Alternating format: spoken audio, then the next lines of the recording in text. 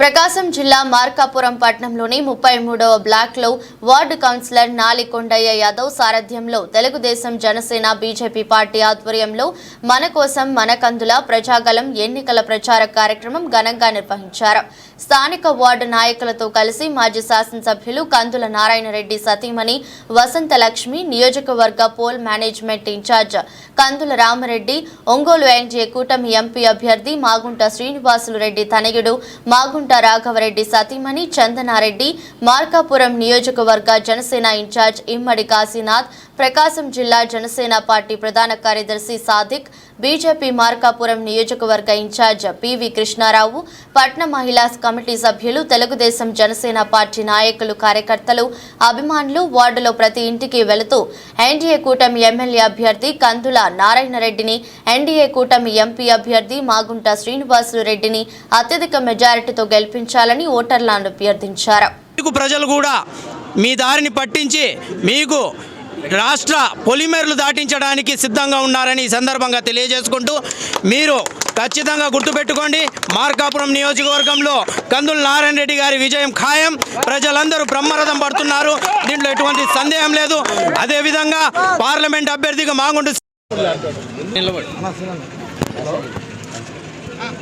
ఈరోజు 33వ బ్లాక్లో ఈ క్యాన్వాస్ కోసం తిరగటం జరుగుతుంది.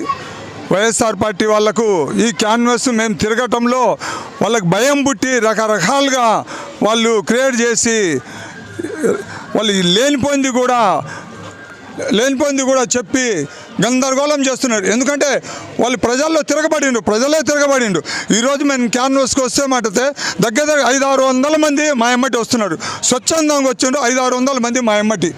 అదే వాళ్ళు వైఎస్ఆర్ పార్టీ వాళ్ళు క్యాన్వాస్కి వెళ్తూ ఉంటే 30 మంది 40 మంది అది డబ్బులు ఇచ్చి మందు ఇచ్చి పిలిపించుకుంటున్నారు.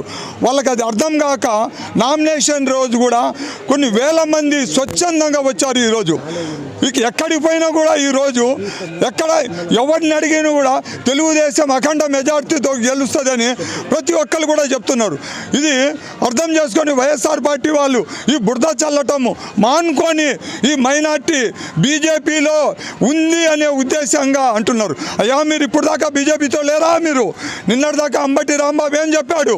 మొత్తం 25 సీట్లు గెలుస్తే 25 తీసుకొని మేము మోడీ గొప్ప చెప్తామంటున్నారు. అంటే మీరు ఒక సంసారం చేస్తారు, వీళ్ళు పక్కోళ్ళు చేసే వ్యభిచారమా మీరు చేసేది? ఏంది మీరు మాట్లాడేది? ఏ రకంగా మాట్లాడుతున్నారు? నిన్నటిదాకా ఉన్నది మీరు బీజేపీతో ఉండలేదా?